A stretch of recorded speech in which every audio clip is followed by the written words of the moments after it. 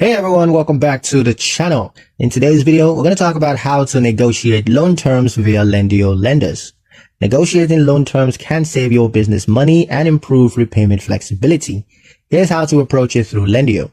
First, log into your Lendio account and navigate to the loan offer section. There you want to select the lender whose offer you want to negotiate. Now, first review the offer carefully, noting interest rates, repayment terms, fees, and collateral requirements. Then prepare a list of points to negotiate, such as lowering interest, extending the repayment terms, or reducing fees. Use Lendio's message or contact tool to reach out to the lender directly. You want to make sure that you communicate professionally and clearly explain why your business qualifies for better terms, using financial statements or revenue projections as support. Ask the lender if they offer custom repayment schedules or interest rate discounts.